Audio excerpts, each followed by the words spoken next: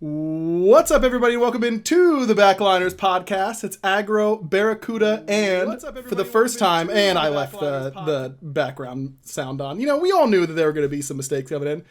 It's my little guy. This is my son. His name's Calvin.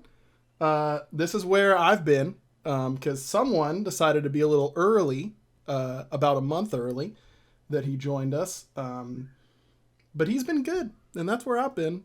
He looks not real on the stream right now because he's so passed out.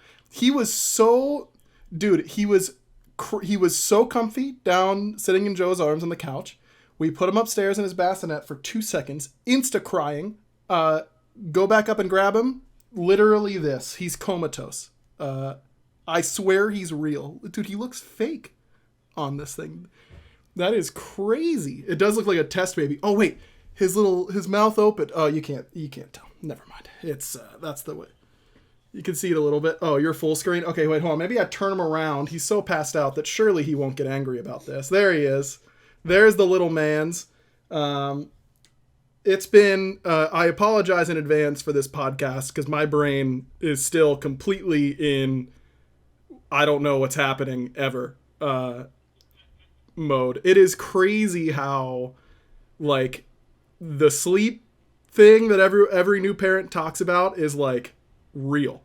Yeah, dude, he looks like this picture on the stream is so funny. Very good podcast content as always to do that. But yeah, it's been something.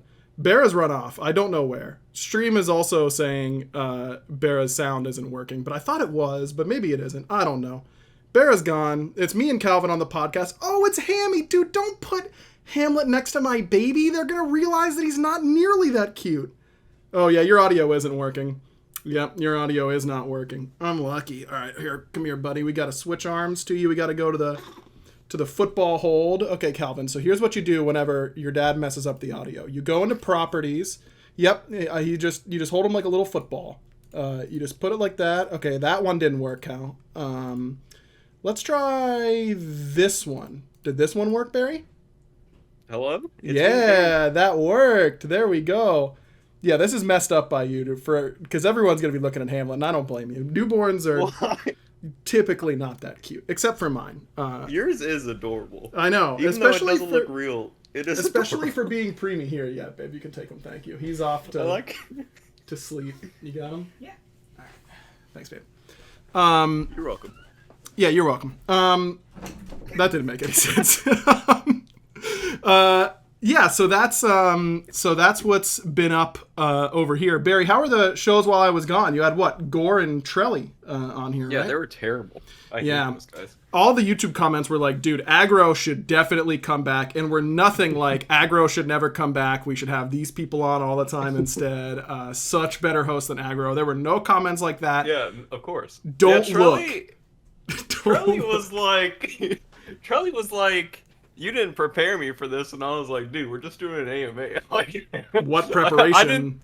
I didn't tell him anything. I was just like, hey, dude, we're gonna be hosting the podcast, and you have like one ad read, and then we're doing an AMA. He was like, you made him do the ad read? Of course. Barra, come on. What? Man. Come on. You're a competent ad read. No, I'm not. Yes, you're a good ad reader. I read it like the 7th grader, like in drama class. Like it would be the most monotone presentation. It would sound like a presentation. Okay, well, how did Trelly do on the ad read? Because I'm gonna be honest. He did fantastic. Well, I'm sure he did, because Trelly's an absolute beast and is very. Are you telling me you didn't watch the episode? No, of course I didn't watch the episode, dude.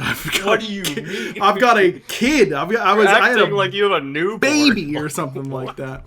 Yeah, it was. It's dude. I'm like, it's about time for me to start getting ready to go back to work. And I have no idea how I'm ever going to be able to like focus my brain ever again. I feel like everyone says that it gets a lot easier, all that kind of stuff, and I'm sure it's true. But it's hard to fathom right now. You know what I mean? Like our lives are in like these little like 3-hour blocks. You know, because he like eats, sleeps, and then does a ton of pooping in the middle of that. Like a ton of pooping. So much pooping Wait, I don't know. Well, I mean, I guess this isn't gross after what you just said. How many diapers do you go through in a day? Yeah, let's check our little app here. We have an app to. You have an app? A Oh baby yeah. app? Oh my God. There's so many. There's so many baby apps to use. Let's see. What does it do? So far, well, we can like put in his like. I was gonna show the camera. That doesn't seem like a great idea. I mean, I guess I could. I don't know. Like it's got I like wouldn't, just in case. it's got like when he got his diaper changed and his bottles and like all that kind of stuff. So that if I do it or Joe does it, then we don't have to like. We can just check the app to see. Oh, it probably is time for him to wake up or something like that. Yesterday, he had only 8 diaper changes. That's a lot less than I would have thought. 8? Yeah, 8. Oh yeah, the day before that, 9. You gotta have a talk with him about this. Like, Dude, diapers are not cheap. Are you kidding me, bro? It was the very first diaper I did. The very first one, poops while I'm changing them. The diaper's off. I'm going to wipe. I see breathe. It coming out of the water. I was like, are you Oh no! kidding me, dog? Like, what is that? He has pooped while getting his diaper changed like once a day, and I'm terrified because I can feel like you can tell when they poop, right? Like he's getting all wiggly, and then just like this long big sound, and then he's like at peace afterwards. No. And I don't want him to like sit in it, right? Like that makes me feel really bad. But I also know that if I just go and change him right away, he's gonna poop in the middle of me changing him. So it's this like constant standoff of like, are you done yet? Are you not done yet? Am I being a terrible parent by letting you sit in this diaper that I know is dirty? Because I know as soon as I take it off, he's absolutely sending it at that exact moment. Yeah, it's like an old Western standoff. It really is. And I haven't found a way to win, really. But it's been... He turns around and shoots every time. Dude, it is crazy. Literally today we had to throw out it was nearly empty anyways, but like a container of wipes because as my wife was changing him, she got the extra diaper underneath, all that kind of stuff. Just blast some right, like it went a good like foot and just lands all over this wipe container, and she's like, well, that's the end of that one. We're just gonna grab a new container. And that's what being a parent is right there, Were you proud of him in that moment? No, not at all. Really? No, I want him to stop. Kind of impressive. We call it the Calvin special because he just does it so often. When we were at the hospital, I was like changing him while a nurse was in our room, and he started peeing with his diaper off, and it literally hit me in the face. It got that much height. He was like a day old. She was like, whoa, like I cannot believe that had that much strength. Like, and he's 36, he was born at 36 weeks. He was a month early. How does he have this much force within him? Like, it is insane. That is something he brings to the table, impressive. I'm very proud of him. He's doing great. He's going to be an athlete for sure. He does have he's very tiny because he was so premature, but his hands and feet are like comically large. And he looks like a little freak. We tell him that all the time. We're really loving parents, of course. So basketball practice starts as soon as he stops pooping when I change his diaper, which might not be for many years at this rate. Who knows? He thinks it's the greatest thing ever. So do I. Fantastic. Yeah, that's until you come over and I make you change the diaper, and he's going to give you the Calvin special instantly. No, he would not do that to me. He probably wouldn't, actually. He probably wouldn't. It would be fine. And then, dude, there is little else demoralizing, by the way, than like getting through a diaper change, especially one where he's Calvin specialed you in the middle of it. And then he's like, you're like holding him or you put him down, and then you hear him poop again. Like... That truly, like, I had the deepest sigh of my life, I think, when, like, we had battled, he had been screaming, all that kind of stuff. He's finally resting, and then just this long sound comes out, and I'm like, dude, come on. Like, what is that? Like, they are just built to grief, man. It is crazy how good they are. His comedic timing, like... top notch. I gotta give him credit where it's due. So you're saying you're enjoying your roster change? Yeah, we made a roster change. Our dog Mackenzie is actually like his biggest fan. She's obsessed with him. Never wants to like be apart from him. It's very cute.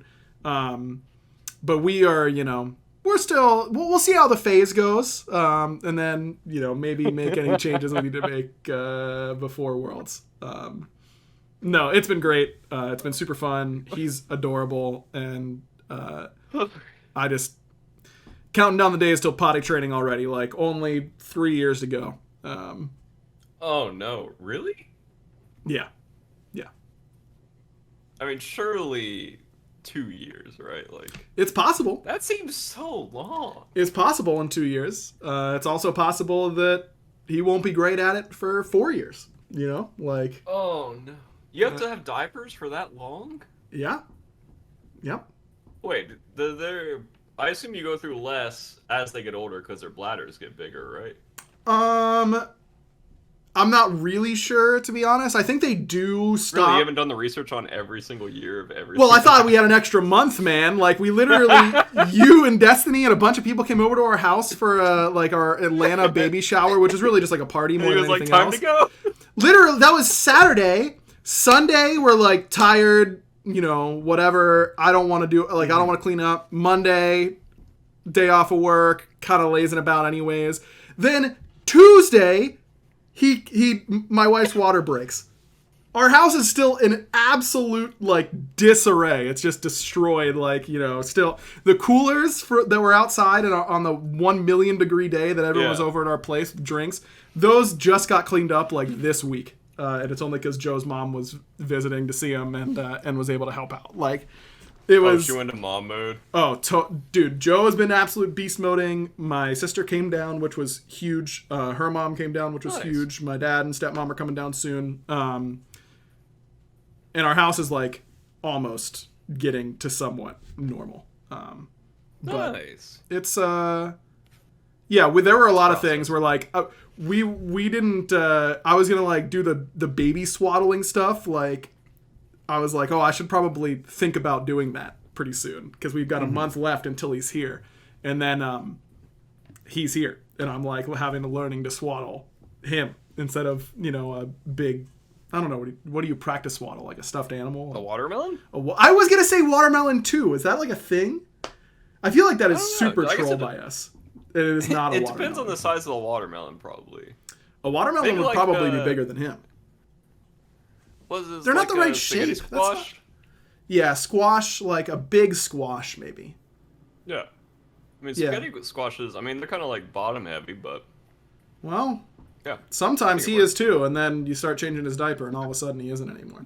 All right, let's talk a little bit about Smite instead of my son's bowel movements, which I'm sure everyone is really excited to hear about. That was a fun 16 minutes. It sure was.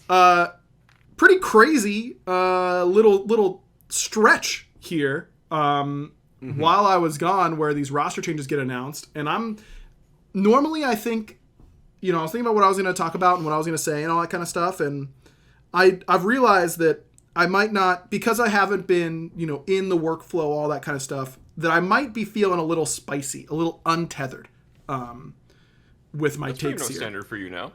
Yeah, but maybe even more so than normal. We'll have to wait and see. So if you haven't heard all of the roster changes, the Kings let go of genetics, or genetics left the Kings, whatever way you want to say it, because the Warriors let go of Awesome Jake and picked up genetics. Now you might be thinking, wait a minute, that doesn't make any sense. The Warriors only lost one set all year. Why would they be making a change? There's more of that happened because I have nothing to convince you of that, and I've got a lot more to say about it.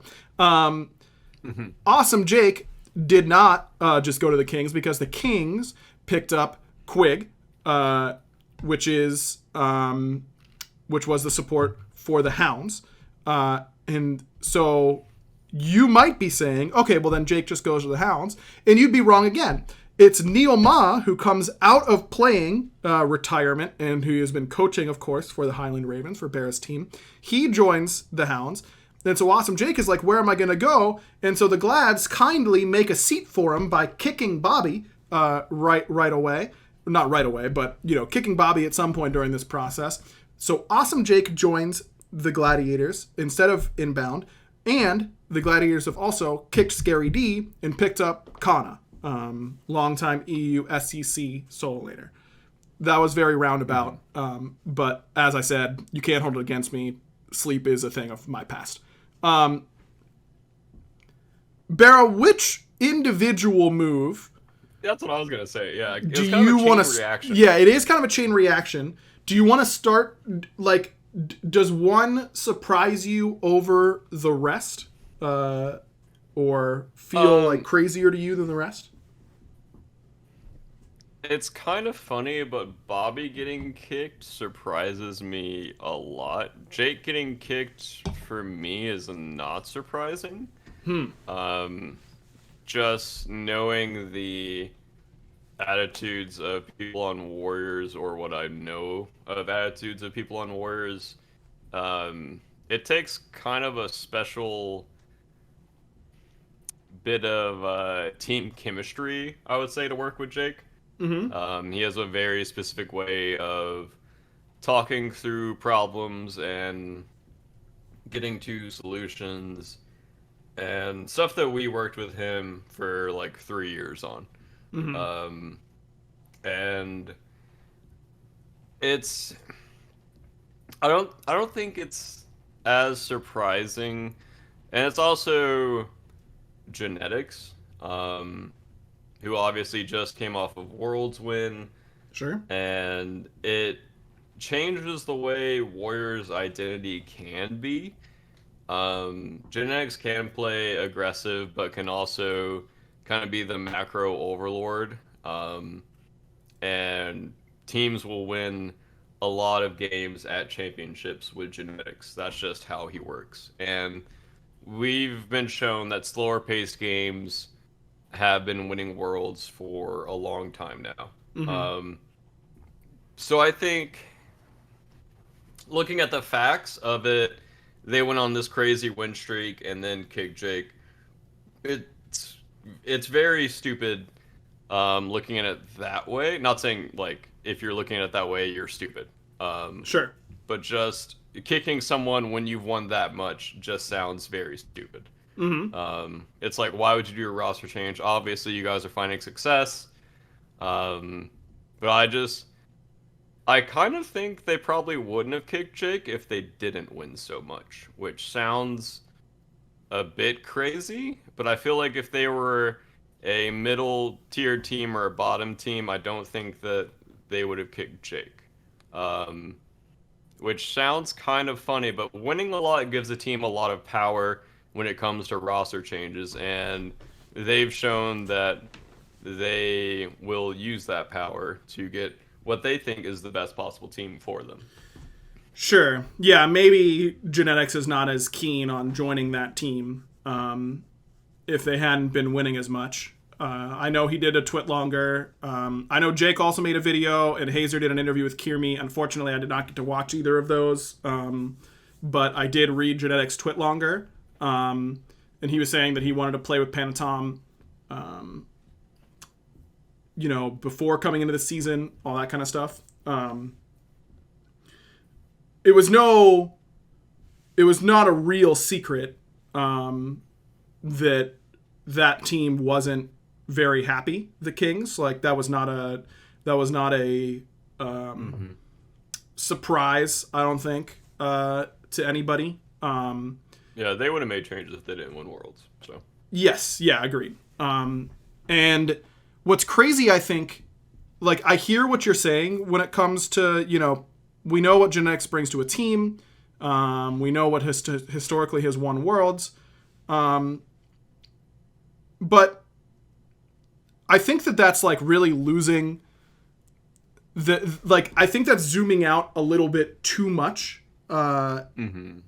And maybe, no, I don't think that you can say it's to do with any sort of large break or anything like that, because we know that this was in the works before the Masters tournament. Genetics talks about it in his Twit longer, and I talked to Jake a little bit. And these are all things that everyone kind of hears, but like Jake knew going into the Masters tournament that he might be getting replaced, and was told, and this was corroborated, was told that unless he played well, he would be getting replaced by Genetics after that tournament, which I think is completely psychotic. Psychotic. Yeah. How could you ever expect anyone to play in that type of environment? Like his Sobek game, that was just like hard int central. Like Jake's gonna have one of those every once in a while. It's fine. But it's like, does that mean that my spot's done with? The fact that he bounced back in that set, I think is actually crazy. And I don't think that he played supremely poorly doing that. No, I don't think Jake was the reason they lost.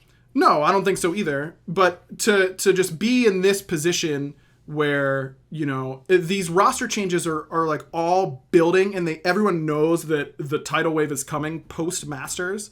Like Quig and the Hounds, how is their team environment going into that? If Quig knows that Genetics is probably leaving and that he might be getting the king spot, and like thinking about practicing with them, like all that kind of stuff, like it's just crazy to me.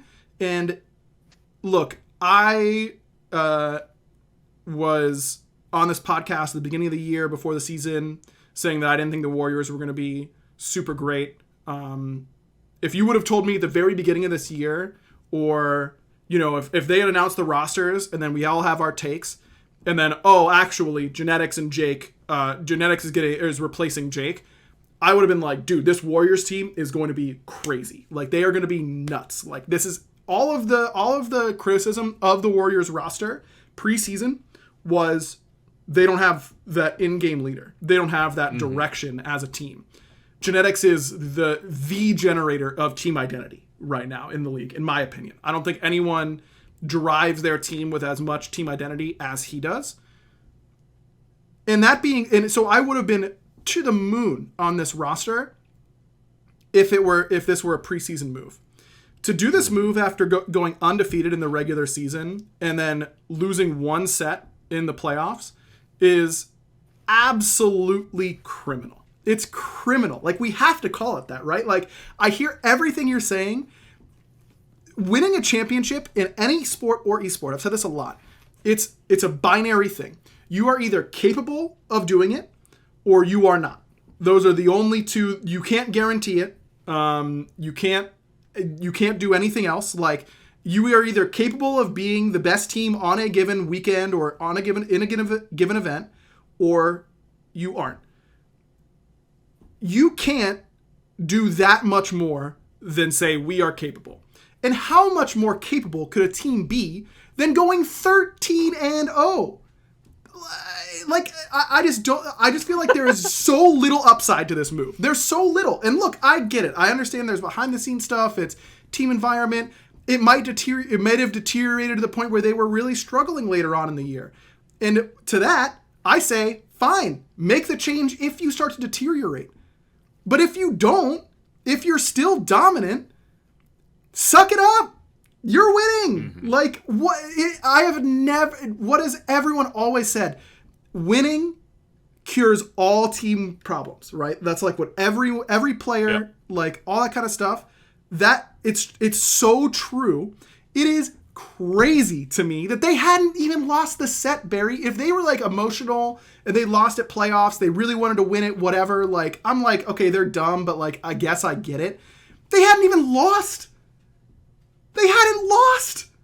They didn't lose. They crushed the Kings. Like, what are we the Kings looked terrible during this phase in comparison to what we expected from them. Genetics did not look like a player that you want to pull off of a team because he's going to improve your undefeated team.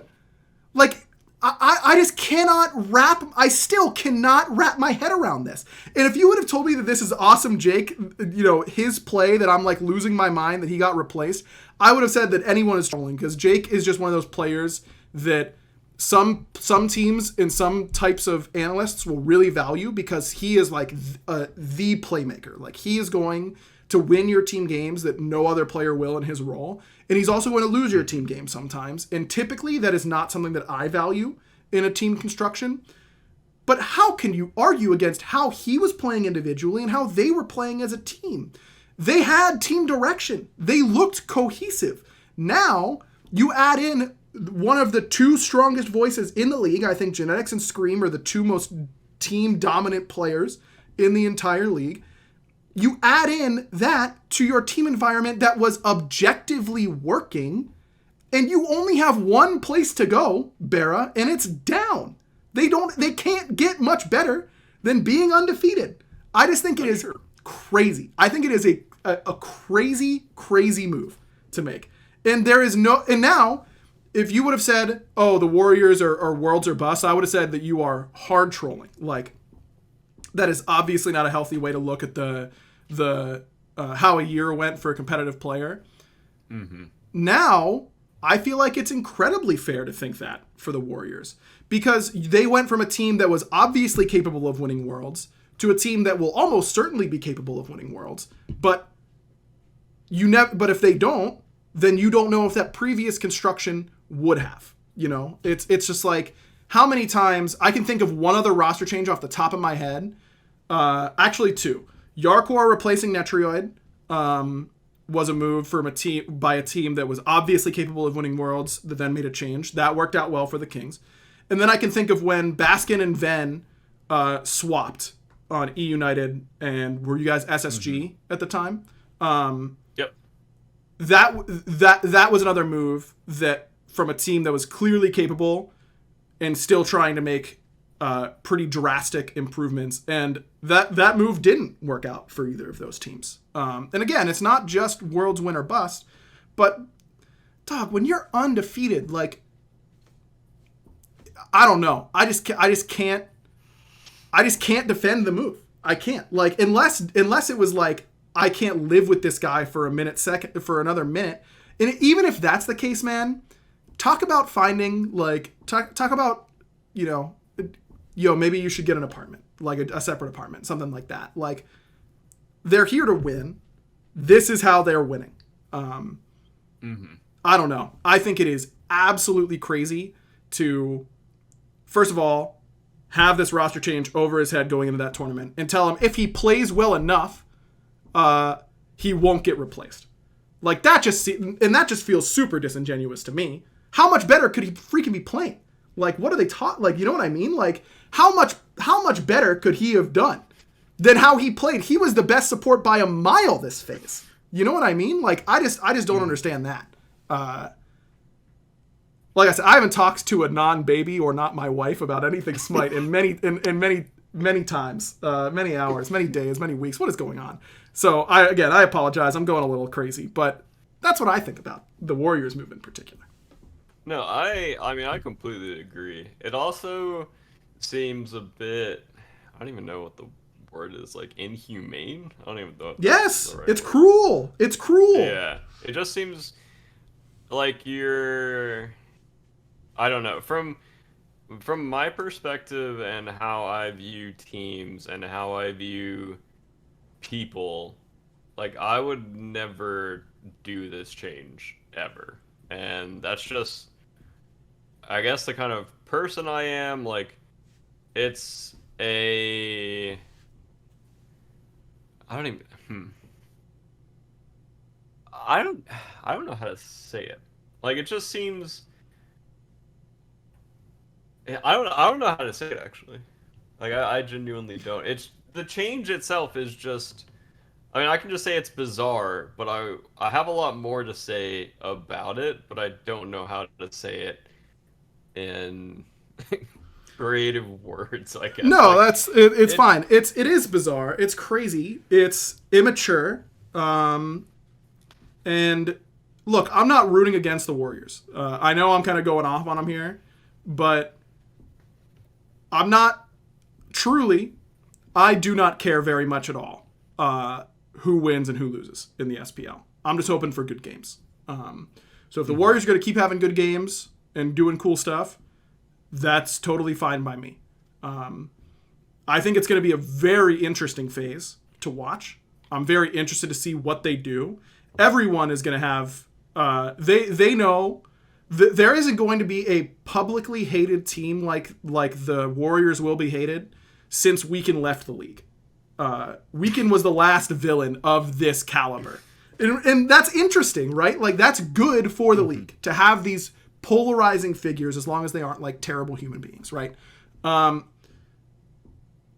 So it's going to be fun. But, man. Do you think that they will be hated? Yes. Yeah, I do. I kind of feel like the younger generation will respect that move. I don't know if that's man. True or not, but I don't know. I think there are going to be a lot of people hoping for them to lose. I think there are going to be a lot of people really stoked. Okay, first time they play against the Glads, you don't think the entire Twitch chat's going to be rooting for Jake? That's true. That's true. Okay, that's fair. I think that the Glads are going to be the team that most people want to the largest percentage of player or viewers want to succeed. They won't be diehard Glads fans, but if it's between two teams that they don't typically care about and the Glads are one of them, everyone's going to be rooting for the Glads because of Jake and the situation that he's been through. And I think that unless you are a diehard Genetics or Warriors fan, you are going to be desperately hoping for them to lose, is my guess. I could be wrong. But that's my expectation. And again, that's fair. That's a fun dynamic. Like, it's cool. I do hope that fans, this is a pipe dream, I know. No matter how much you dislike them or the team or what they did, saying mean things to them in Twitch chat or on Twitter or whatever is like total freak behavior, and no one should do it. The best way for you to communicate that you don't like that team is by just like not interacting with their stuff, you know, like that's it. Or just cheering for the other team. Right. You just cheer for the other team. I just know that as soon as they lose their first set, Genetics is going to get a million tweets. That team, you know, Panatom, Pagon, Sot, Netrioid, they're all going to get a million tweets. And those guys are not deserving of that. They're going to feel it for sure. Whenever that happens, if they literally lose their first set, they might. They're going to feel pressure to win that set. That's true. Yeah. Wouldn't you? Yeah. Oh, I would. 100%. That team is is under the most pressure for a regular season team ever. Yeah. It has to be.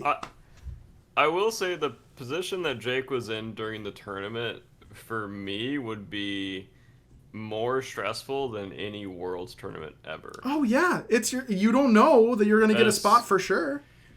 Yeah, that is so unfair. Like I would be more relaxed on stage playing in front of like thousands of fans than playing in the studios. Like it's crazy.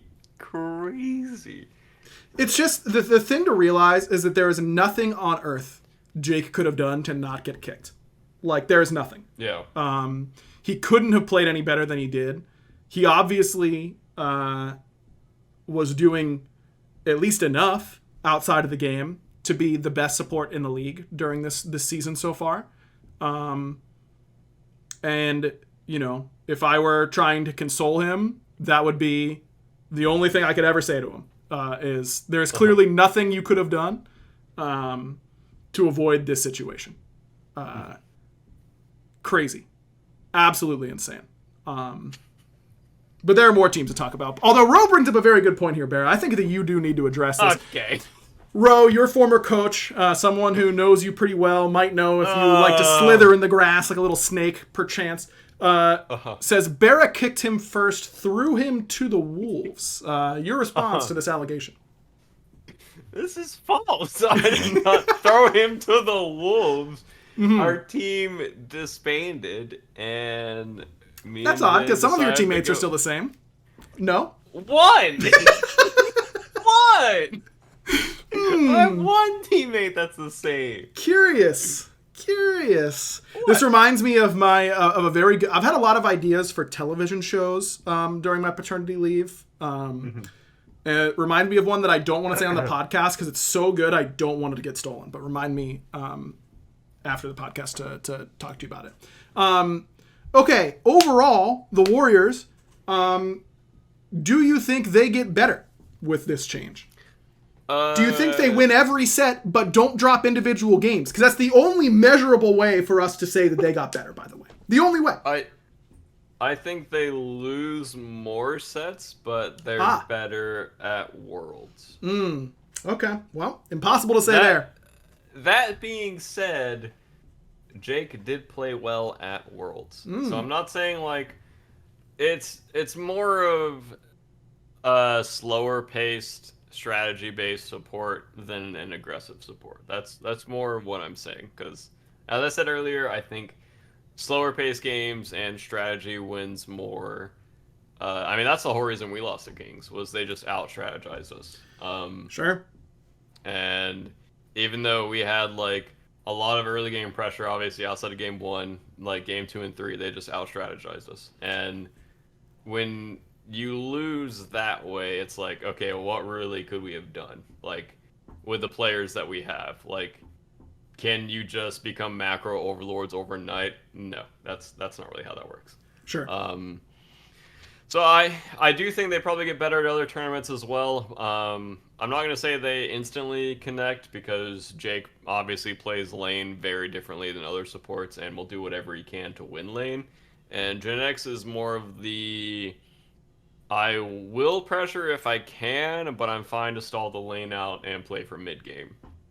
Sure. Which I think changes their identity a lot, because Jake likes to sit in lane more, and then Gen likes to rotate out. So we'll see if Phantom's more active early game, or if they're about the same, or if they get just less active overall. Yeah, I mean, I just don't, like I said, the only way they could get better is if they continue to win every set, but drop less individual games.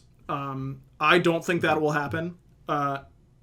My scalding hot, fresh off of paternity leave, so willing to take any risk at all. My prediction is that they don't even make semifinals for any, like at Worlds, at Season 2 playoffs, anything. I think that the pressure and the perception of this team is going to affect their performance. And that's my hot take, that this will be a change memed for a long time. We'll see. We will see. I don't think that they're going to be terrible during the regular season, but I don't think they'll finish top 2 is the other part of my my hot take machine that is spicy, that I'm dishing out right now. Yeah, I will say I think their outside of game might get worse, because I know Genetics has very strong opinions, and I don't know if, I mean, surely they'll go through a honeymoon phase, but I feel like I don't know if they will get along outside of game, because Jake will kind of just agree to things. Yeah, Barra, who do you think that Genetics has historically shown a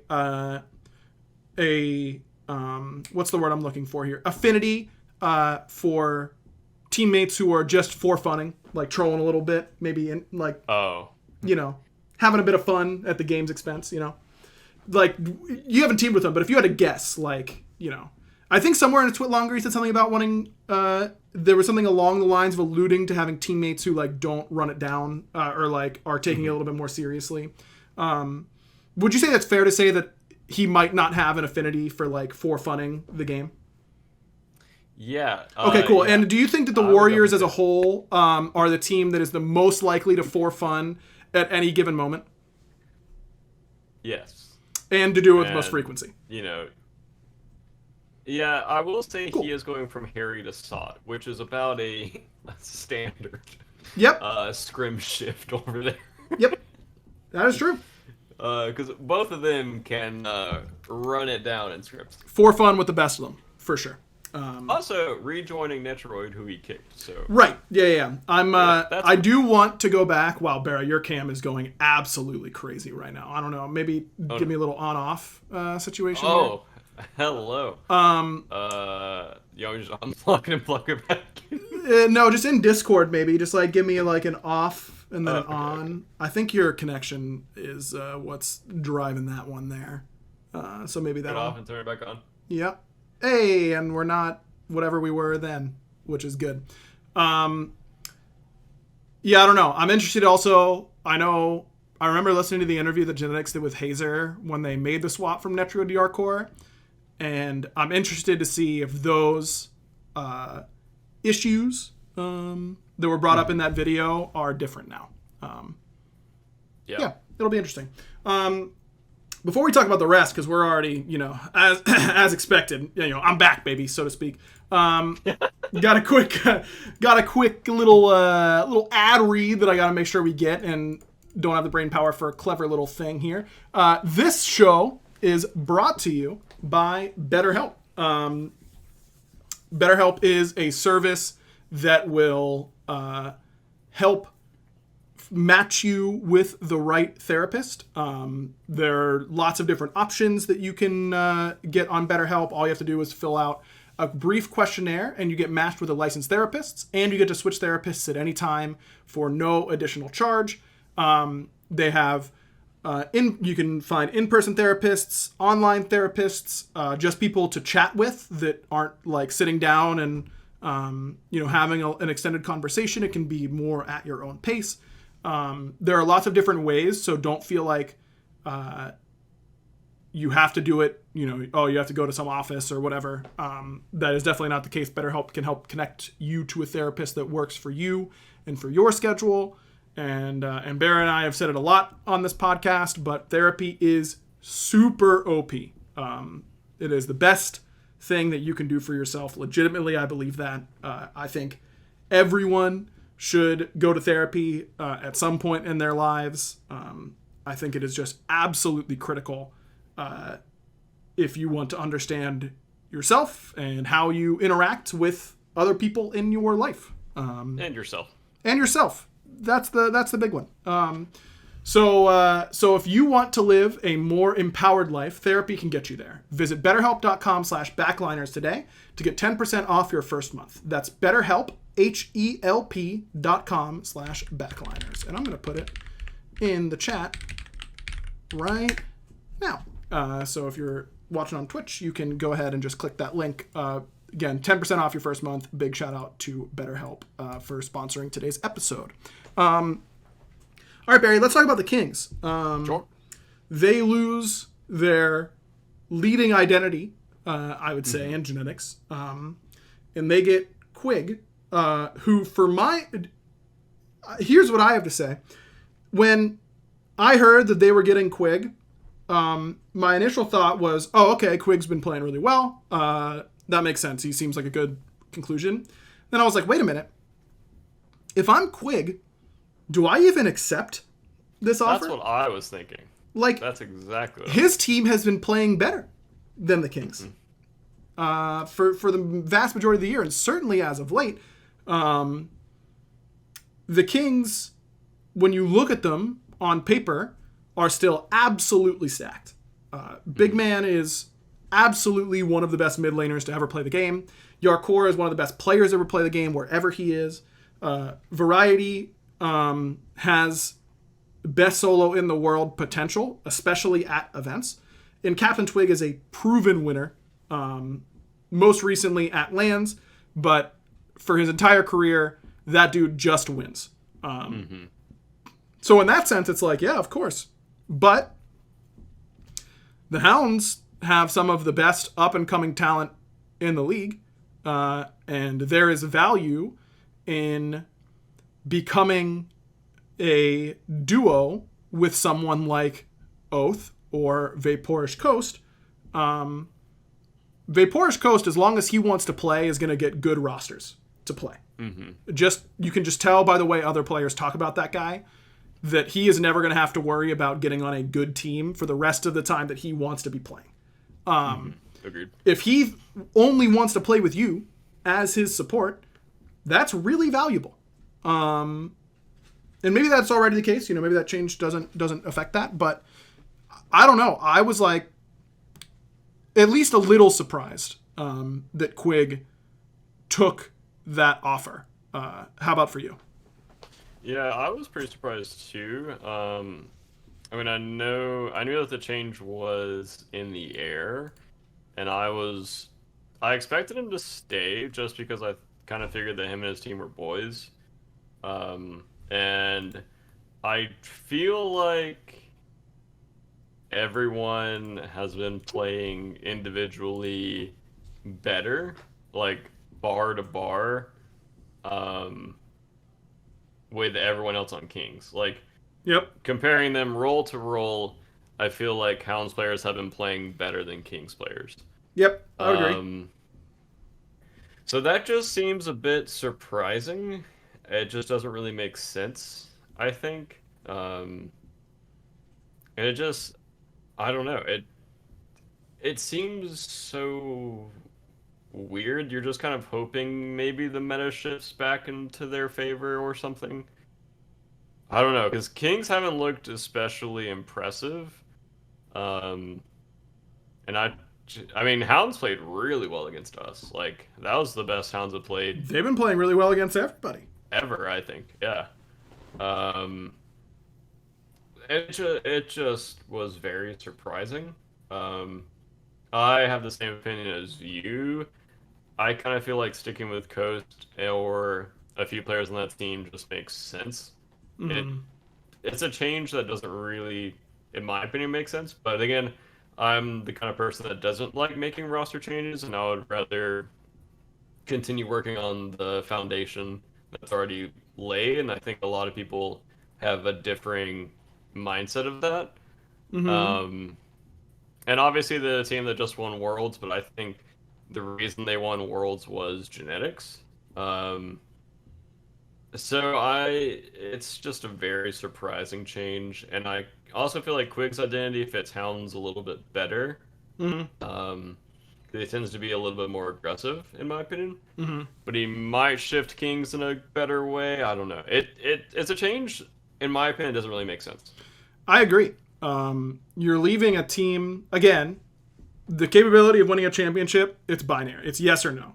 Can we reasonably tell ourselves that we've got a decent shot at being the best team on Worlds weekend? I would say the answer is now yes for the Hounds. As they were constructed, they could have said yes to that. And I don't think that they would have had a significantly worse, if at all worse, chance than the Kings, as the Kings were currently constructed. Mm-hmm. And then you factor in, like, you aren't joining the Kings that just won Worlds, if you're quick, right? You are joining the Kings who need to rebuild their identity from the ground up. You aren't joining, in my, like, this is, they just lost their foundation. And that's not meant to be reductive for the rest of the team. Captain Twig is a very opinionated player who speaks his mind a lot. Yarkor is thinks about the game all the time, communicates a lot. Variety knows how he wants to play the game. Big Man knows how he wants to play the game. Like, Quig is not joining 4 players who don't have ideas or voices or anything like that. But you are not joining an established hierarchy anymore. Mm-hmm. If you were an ADC coming into that team, if you were literally any other role, it's like replacing Scream on those Scarabs teams. You know what I mean? Like, you are not joining. You are not slotting into an existing structure. You are rebuilding a structure. And sometimes that's really good. Like, in a case like, you know, when Scream left the Scarabs, that team wasn't doing well in the standings. And what's the point of keeping that structure if we aren't doing that well anyways? And a rebuild can make sense. I feel like Quig has done so much work over the last few years. Like, this has been years of, you know, teaming with different people and all that kind of stuff. And now this Hounds roster, they were together for a little bit. You're like, okay, this is our structure. And you spend all year doing all the dirty work, laying that foundation, building up your structure. You know, your house is done, like, almost. You're like putting the finishing touches on it, and it's beautiful. You didn't think you'd be able to fit as much in this house as you were able to. The house is, you know, under budget, ahead of schedule. Everything's looking great. And you're like, you know what? I really want to pour some more concrete. Like, that sounds like something that I'm really interested in right now. I want to go do this all over again on a lesser time schedule. And I'm just surprised by that. That's not to say that that team could not do exceptionally well. I think that team, knowing those guys and, you know, having talked to them over the years and knowing who they are as players, I feel like if I were in their shoes and everyone's talking about how, oh, they won Worlds only because of genetics. Genetics was that whole team. They're going to have to rebuild everything. That would really motivate me if I were on that team. And as established as a variety Captain Twig, Big Man, or Yarkor is, I would really want to prove people wrong in that sense. And it wouldn't surprise me if that team ends up looking really strong very quickly because of that. Especially because teams that win Worlds often get a little bit of that Worlds hangover. Like, oh, we did it. Who cares? Like, whatever. Like, we'll turn it on when it counts. You know what I mean? Like, clearly we can. And then they aren't giving it that full effort. Even if they think they are, that hunger isn't there. This would really light a fire under me if I were on that team. So, I don't know. I think the Kings have a lot of work to do. I'm not sure what that team is going to look like. I find it hard to believe that a team with the backline of Big Man and Yarkor is going to lose a lot of games convincingly. Those two were just two of the best backliners in the entire league. But we'll see how Quig fits in to that front line and what that team does. But yeah, I don't know. The only thing I can really say about that move is that I'm surprised that I don't think it's a crazy move by Quig, but I think it is not the safest choice for him. Yeah, I would agree.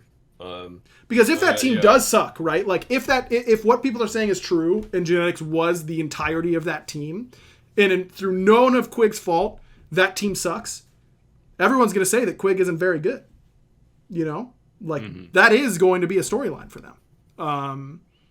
And instead of being on this rising team, if you're part of the collapse of the empire, so to speak, then your individual stock gets affected pretty quickly by that. So I feel like this is a pretty risky move for Quig. Quig's individual stock among the supports in the league. Yeah, I would agree. I mean, I basically agree with everything you said. I mean, it's a move that makes sense, but is also at the same time surprising to me. Yep. Hounds get Neilmah to replace Quig. Veteran presence there for the Hounds. What do you think about Neil slotting into that team? How do you think he fits there? Oh, I hate that guy. Can you believe you pawned that chump off on those guys?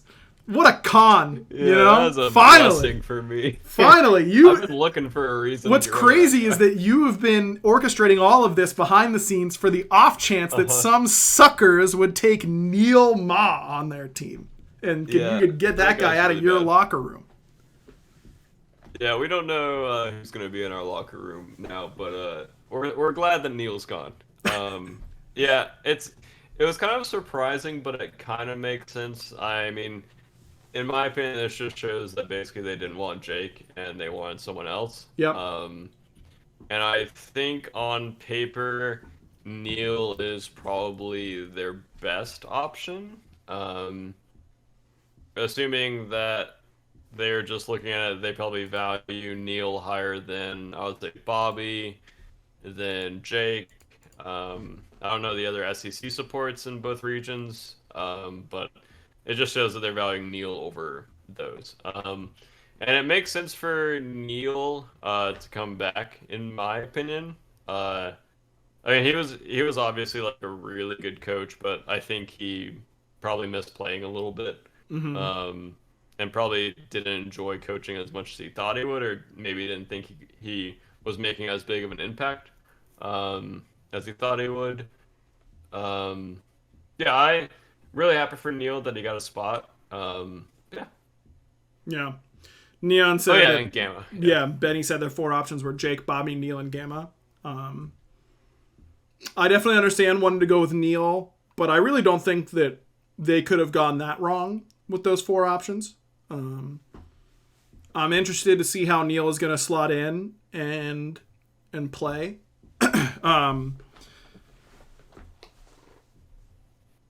Yeah, I feel like the Hounds are the hardest team to predict what's going to happen to. Because they just have the least amount of track record among their players. And were so... They were moving the needle the fastest out of all of these teams. Like, the Warriors were steadily winning all of their sets except for one the entire year, by the way. The Kings were, like, really stuck in the mud. The Gladiators were stuck below the mud. And the Hounds were actually accelerating. So it's hard to say how much of that was because of Quig. You know, how much is this going to slow them down? Like, is Neil going to be able to hit that pace right away? Like, all that stuff. I mean, I don't feel significantly worse about the Hounds heading into the second phase with Neil than I did before these roster changes happened. I definitely don't expect quite as much from them because there is going to be that adjustment period. But I imagine that they, like, I'm not, like, my feelings about that team aren't changing drastically, where I feel like every other team has the potential to change drastically because of this. Yeah, I think it just depends on how fast Neil can come back, and sometimes the 7-month break is really good, and then sometimes the 7-month break is you're never catching up. So we'll just have to see how Neil adapts to the current meta. I mean, I don't know how much ranked he was playing. I don't think he was playing too much ranked in the meantime. Sure. But obviously he was watching a lot of scrims, watching SPL. And his comms are always going to be really good, but as far as, like, mechanics go, I think those are going to take a while to get warmed up. So I think they're going to be a fair bit worse in the short term, but I think the long term is just question marks. Yeah. I can definitely see that. Barry, you might want to give me another camera restart, by the way, because you are really chopping it up. Frying? No, it's not frying. It's just you're lagging up a storm, so to speak. I don't know if that's going to help or not. It probably won't. But we only have one more change to go over here, and it's the Gladiators. Again, inbound out, Awesome Jake in, and Scary D out, Kana in. What do you think about these changes for the Glads? Obviously sad for Bobby, because he had a feeder of a game in that tournament. Yeah. So obviously feel pretty bad for Bobby, because I feel like the rest of the split he played pretty good. Mm-hmm. But he just did not have a great tournament. No. And then Scary, I know a lot of outside issues, unfortunately for Scary. So, I mean, that change just kind of makes sense. Yep. And really excited that Kana is coming into the league, because I mean, he was one of our sole options that we were looking at, so we thought that he was really good. So I think it might take him a little bit to get used to SPL and just the way things are here, but I have a lot of faith in Kana. I think he'll be sick. Yeah, I think Sharks in chat said it well. Any change the Glads did would be better. They needed to restart. I hard agree with that. I think that team needed to make some amount of change. I agree that 2 players is probably the right amount of change for them. Bobby, I agree, had a much more consistent year during the regular season than what he did at the playoffs. But I just personally don't think it's like the amount of people on Reddit in particular. I've had a lot of time to do a lot of internet scrolling, which is not good for anyone's mental health. Nope. I saw more people defending the Warriors change, I feel like, than the Warriors changing their support than the Gladiators changing theirs. Which is not based in reality. That is not a thought that you can have, I feel like, that is defensible, in my opinion. The Glads didn't win a whole lot. So even if a player is playing okay to good during your regular season, it just something needs to happen. I know Snoopy was definitely on in those comments as like, oh, they should have kicked Snoopy instead of Bobby or whatever. Like I said, I think that team needed to make minimum 2 changes. I think Scary was an obvious one to make, as well as he played during the SPL play-in tournament. He just has not played well at all this year, and the outside of team stuff, as you alluded to, I don't remember exactly how much Kiermy said during his Hazer thing, so that's as much as I'll say, but I think he was an obvious one. And then I think that you can take your pick between Bobby and Snoopy as to who do you think is what are our options to make the team better outside of or after this change. Like, it's not about removing, it's about adding, right? I think talking about those playoffs, Bobby had some really tough games. I thought Snoopy played pretty well at those playoffs. I thought Snoopy played pretty well at SPL play-ins as well a lot of the time. And, oh, look at this. The best support in the league over the course of this year is suddenly available. Yeah. It feels like a no-brainer to me. If Pagon or Big Man Tangs or, Shinto, Paul, if one of them became available, then yeah, you have to go and pick that person up. Like, when you're a struggling team. It's unfortunate for Bobby because I do agree that, he was making progress this year. But the reality is this was still the last place team in the league. And the number 1 support in the league was looking for a home. Yep. So I find it hard to, disagree with that change. Who knows what this team is going to look like? I definitely think Kana is worthy of his shot as well, by the way. That dude has been a beast this year and has been steadily improving over the years. I'm excited to see what he's going to do with a full spot. I imagine this team is going to be pretty hungry. Jake, I hope, is motivated and not demotivated because as much as, the typical anime or like 30 for 30 narrative, that's a sports reference that you probably won't get, would be is that, he's going to go Super Saiyan, like he's going to go crazy, he's going to be super motivated. In reality, a lot of times, I feel like players, not in Smite in particular, but in a lot of places, like this can really demotivate a player to go through what Jake has gone through. So I'm really hoping that he ends up on the positive end of that coin and that this Glads team starts popping off. Because I think that'd be fun to watch for sure. I think. Yeah. I think him and Stu are gonna mesh really well together. So I'm pretty sure they're old teammates, anyways. And Kiermy likes to play aggressive, and then Jake's favorite thing is playing aggressive. It will obviously change their identity a lot, especially if the meta stays this way, with Jake or 2v2s and duo being very important. And Jake, in my opinion, is probably the best 2v2er. And then I think Jake will be better for Snoopy as well, because Snoopy kind of has some crazy run it down style picks, and that's Jake's favorite style to play. I don't know much about Kana's play style. I just know he's been playing really well lately. I don't know if he has he's been kind of just playing meta picks, but I don't know if he has a defined style yet. But if everyone on your team is playing aggressive, then you're going to be playing aggressive as well.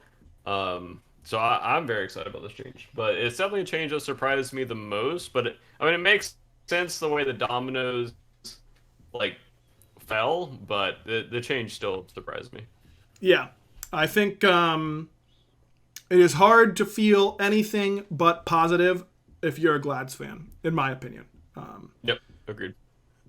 If just like the Warriors have nowhere to go but down, the Glads really only have one place to go, and it's up. So we'll see what happens to that team and how they perform. But man, that first Glad's Warriors set is going to be electric. Like, people are going to be tuned in for that set. And you know what? Of the year. Imagine what happens, by the spicy. way. Imagine what happens if they kill Jake in lane and Genetic, like, spams taunts body. Imagine what would happen. Oh, no. Jake's mental would crumble. That would be crazy. I wonder if he'll do it. That's just an interesting thought that I had. If I'm in Genetic's shoes, I feel like I would. Like, it might as well. Mm-hmm. Right? Play the role. You know? That's what I would say. Play the villain. Play the villain. That would be nuts. Anyways, before we head over to our random question of the week, we got one more sponsor to tell you about, and it is Factor Meals. We got to get some Factor up in here. I'm just realizing this. So this would be key for us. Now that we're in the thick of summer, you might be looking for wholesome, convenient meals to support sunny, active days. Factor, America's #1 ready-to-eat meal kit, can help you fuel up fast with flavorful and nutritious ready-to-eat meals delivered straight to your door. You'll save time, eat well, and stay on track reaching your goals. If you're too busy with summer plans to cook, but want to make sure you're eating well, with Factor, you can skip the extra trip to the grocery store and the chopping, prepping, and cleaning up too, while still getting the flavor and nutritional quality you need. Maybe you just had a baby shower and then 3 days later your baby comes a full month early and you have no idea what's happening at all. Factor would be great for that very odd scenario.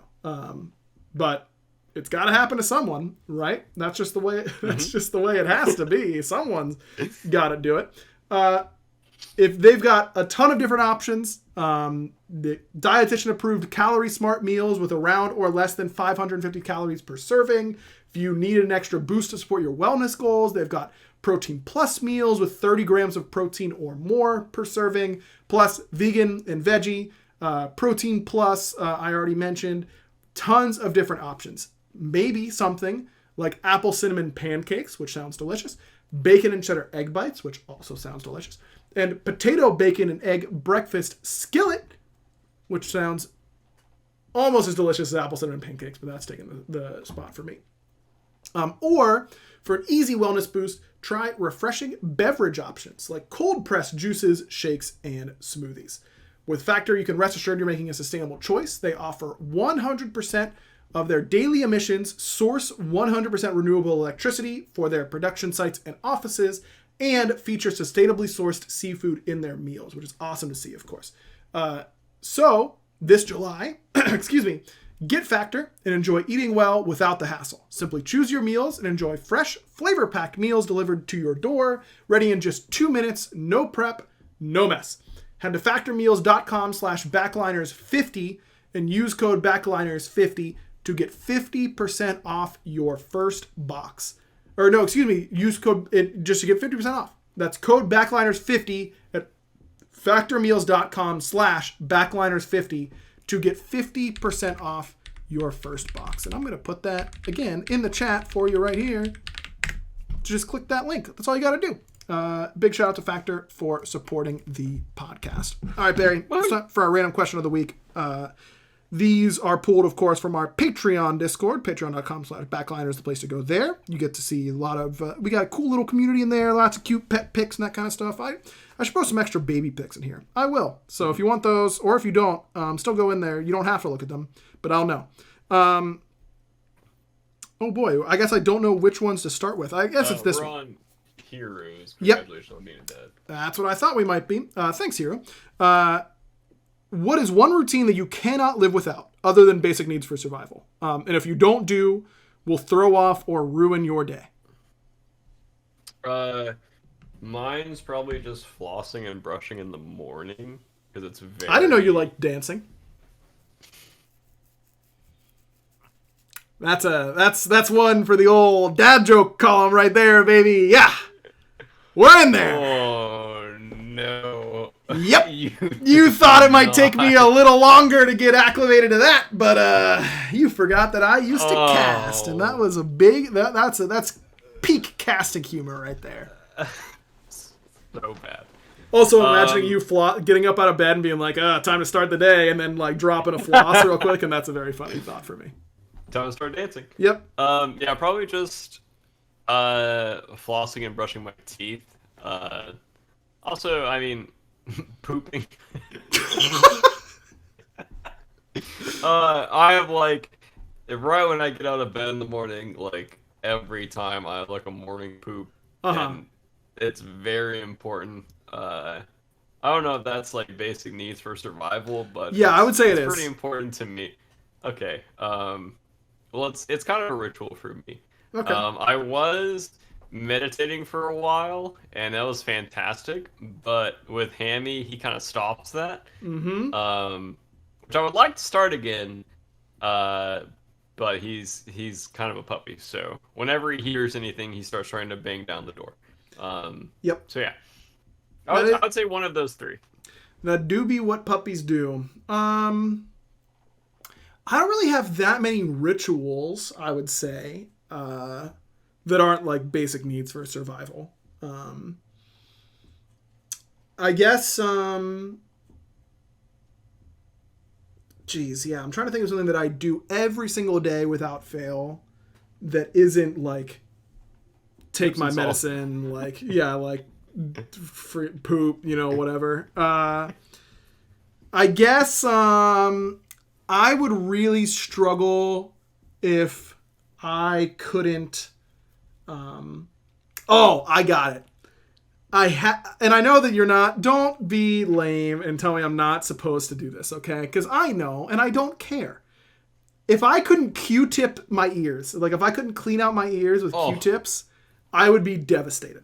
When I like travel and I don't, and for whatever reason, like I forget to bring Q-tips or whatever, that is brutal for me. I feel like my ears are so like itchy and like they just, I feel like I'm building up a bunch of wax. I know, don't, and no one puncture their eardrum with a Q-tip. Just be smart. Like, it's not that. Just don't be stupid, and it's fine. Like, big ear doctors want you to not stick Q-tips up there. But just be smart, and it's worth it. they're probably right. They're probably right, but I'm gonna keep doing it. So they should. It feels so good. Yeah, if I wasn't supposed to do it, it wouldn't feel so good. Timmy Two Shots wants to know: you get time travel to 2033. You have 10 minutes and a computer. What are you looking up? Probably just like one stock a year. One stock. I Yeah. feel like Like what yeah, stock gain? Like biggest stock gains each year between now and then? yeah, and it would have to be something like a slow burner, so it wouldn't be suspicious. And I would just do one stock a Barrel, minute, all you have to do, 10 bro, years. is get enough money, and it doesn't matter if it's suspicious. Like, it just doesn't matter. That's true. You That's just have very to true. make enough money, so it's fine. What would I do with 10 minutes? Yeah, I'd definitely try and think of something that could make me enough money that I don't have to worry about working. All the Super Bowl winners is definitely good, but then I don't get to enjoy the Super Bowl anymore, which would kind of suck. I feel like that's just for betting. Well, yeah, it's just a way to make more money. Maybe something like obscure, like MVPs for each year or something like that. Like something that I could do bets on that wouldn't be as like I can't enjoy the Super Bowl. Like I don't care if I know who the NL MVP is in 2029. It's Shohei Ohtani if he's traded to the National League. Well, I'm assuming I can write it down, you know. Oh, that's fair. But If I can remember some amount for sure. I would just have to place a larger bet. But then it's like, what if me time traveling to 2033 messes with the space-time continuum and it changes something to where that person isn't the MVP anymore, and then I put all of my money on it because I have to win, because I know I'm gonna win, but then I don't because something with me time traveling changed what was gonna happen and therefore impacted who the NL MVP was in 2029. well, I mean, you'd have 9 other years, so you could just bet $1 the first time and then see if you're right. But what if that bet and that confidence that bet gives me, and this is how you know I have anxiety, because I would be thinking about that before placing that bet, for sure. Okay, Seafog wants to know, what tabletop RPG, like Dungeons and Dragons, archetype do you tend towards? Like, are you like a a ranger kind of guy, Barry? Are you using the bow and arrow? Are you a wizard, Harry? Well, I haven't played D&D in a very long time, but I feel like if I was making a character right now, it'd probably be like a rogue Mm-hmm. or something in that area. Mm-hmm. Um, because I feel like backstabbing people would just be a lot of fun. Normally What I Rose said tend earlier is to. starting to make a lot more sense. That's all Oh I'm no. saying. Normally I go towards like frontliners, but I kind of feel like a rogue would be fun. Yeah, I'm thinking. I typically I've played D&D a couple times now. I think I've done 3 campaigns, and I was a wizard, or a ranger, and then a monk. But somewhat similar, like character like traits, I suppose. My monk, the first 2 characters, are a little bit more like gruff and serious. My last one was more troll. But I think I typically gravitate towards big damage in those types of games. Yeah, I would say like any type of damage class is typically where I'm at. What is what I would say. Okay, Moy wants to know, when thinking of something like an apple, do you see the word apple, an apple drawing, an apple in black and white, or an apple with color in 3D? Like, close your eyes and imagine an apple. What do you picture when I say the word? You know what? Let's not use apple because they also posted a picture. Barry, I'm talking about a rowboat. What do you see? Or what do you think about? I think of a rowboat in water, Okay. kind of like a. I don't see any land or anything. No one's in the rowboat. Mm-hmm. But I just see a rowboat Is and it from your water. perspective, or is it from like if you were inspecting the rowboat type of thing? You know.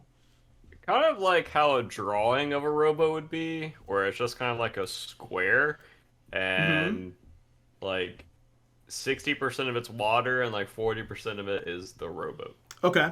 It Like realistic. it is realistic, so it's like you are seeing it. Yeah. Like I can see the wood on the side of the rowboat. I mean the Mm. waves aren't really like moving, so I'm Mm-hmm. imagining it still. Mm-hmm. But yeah, I would that's what I would see. Interesting. That's what I am seeing. Yeah, I think similarly. I think of things in color, 3D. I oftentimes think in terms of like how it would look as if it were being shot for like a TV show or a movie. Like I frame things in my mind that way a lot. Mm-hmm. Like when I'm a common joke that pops into my head is like, you know, we're talking about something, I'm like, oh, I'm not going to think about that at all. And then in my head, I can like see a scene of like me, that classic like TV show scene of like someone in bed, like asleep. And then they like, their eyes like snap open and it's like, I'm still thinking about that one thing. Like that type of, I see that type of stuff all the time in my head. Yeah. But yeah, I'm either Oh, how I would frame it for like introducing a rowboat to an audience for like a show or a movie, or I see it as if I were seeing it. So it's like from my height, roughly, mhm. like Barra said, like in water. When I picture it, there's like a little dock next to it, but it's empty, 2 little oars, you know, all that kind of stuff. Yeah. My wife, we've talked about this a lot, me and her, because I think this type of stuff is fascinating. She does not have like a mind's eye at all. When I say like What? picture a rowboat, she doesn't see anything in her head. She just knows what a rowboat is. Like it's just like she's like, I don't know how else to explain it. I just know what a rowboat is. Or I know what an apple looks like, but I don't see it. And that's crazy to me. That is That's like a thing that sounds for people. so There's weird. like some like medical term for it or something like that. But like in this picture that Moy posted in our Discord, like number 5, That's it. Like, there's just no... She doesn't... when you say picture an apple, she doesn't see an apple. She's like, okay, I'm thinking of an apple now. And I'm like, could you draw what you're seeing in your head? And she's like, I'm not seeing anything. I could draw an apple, but I would be drawing it. Like, I wouldn't be thinking... I wouldn't be taking what's in my brain and putting it there. I'm just taking my knowledge of an apple and creating it. That's very confusing. Does she dream? Yeah. Huh. Isn't that weird? This was a... It's weird that... All the time. Like, that answered so many questions of me being like... Just like... I'm just like... I'm sitting there with my eyes closed, like, trying to remember. If I, like, lost my keys, I close my eyes, and I literally try and, like, replay what I was doing. Yeah. And, like, I can see where like, it's like pressing rewind in my brain, and I'm, like, trying to, like, piece it all back together, all that kind of stuff. And she's like, I'm trying to think of where it is. Nope, I don't know. And then it's just like, that doesn't happen to her, by the way, because she always knows where everything is, and I never know where anything is. But maybe it's because I'm just looking at stuff in my brain all day, you know? True. Sorry to... Yeah, I did have a dream last night that Taco and F-Dot were back to casting Smite. Really? Was it a banger cast? Probably. It was a banger cast. It was a Worlds. Oh, that would be a banger cast. I woke up and I was genuinely confused that I like wasn't at Worlds, and then I was like, wait, they're not casting for Smite anymore? Do your dreams do your dreams often like feel that realistic, or is it only sometimes? Sometimes. Sometimes it's like I'm watching a movie, other times it's like I'm going through a scene. Where I'm kind of in the scene, but I'm not completely in the scene. Like, I have control, but I don't have control. Like, everything's already, like, predetermined of what I'm going to say or what I'm going to do. And then by the time I wake up, I'm like, oh, maybe I could have changed something. But, yeah. Do you know you're dreaming in those... Like, do you lucid dream at all, or no? It's only, like, you wake up and you're like, oh, of course that was a dream. Yeah. I haven't gotten to the stage of lucid dreaming. I want to try it, but it sounds a little scary.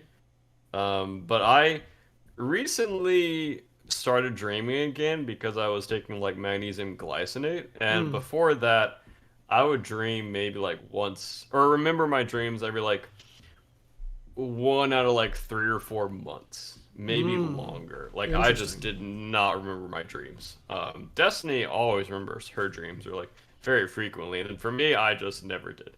Interesting. So with magnesium glycinate, for some reason, it just allows me to dream and remember my dreams. Like I dream probably like every other night now. So it's a lot more frequent.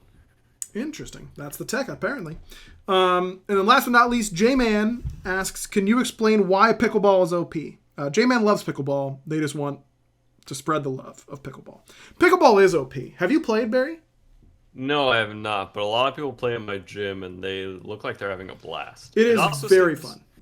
It seems like it has a very low barrier to entry. Extremely low, and that's exactly why it's OP. It is pickleball. We learned pickleball in high school. It was like a unit in our gym class, and we thought that our like school district had made it up. We didn't think it was a real thing.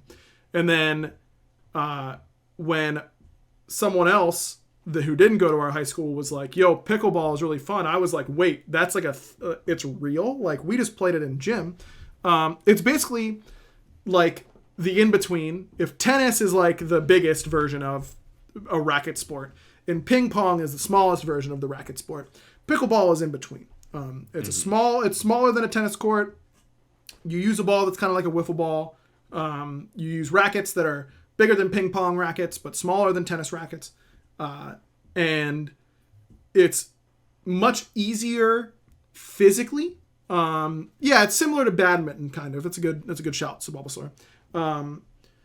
It's easier than tennis physically. It's much easier for older people to play. My dad was a huge tennis player. He loved it, but his back and his knees aren't as great as they used to be, so he can't really play tennis very well anymore, but still plays pickleball a lot and loves it. It's a great sport that is a great workout for sure, but is not nearly as physically demanding or hard on your body as something like tennis would be. It is exploding in popularity right now. I would be very surprised if you, dear listener, are interested. I'd be very surprised if you couldn't go to your local gym and see if they've got like a casual pickleball league or a setup, and you were able to like rent, the balls and the rackets for a little bit. Highly recommend it. It is also much, much, much more fun to play doubles in pickleball than singles, in my opinion. It's a game that was built for doubles, and I think that it is very, very fun to play with a couple friends. Yeah, I literally only started hearing about it last year. Like, I don't think. Yeah, I it's heard huge the among word SPL pickleball players. before. It's Yeah. huge among SPL players. I miss the days where I could play a lot of pickleball, but now I'm a dad. Just kidding. I haven't played pickleball at all recently because it's too hot, and I live in the middle of nowhere now.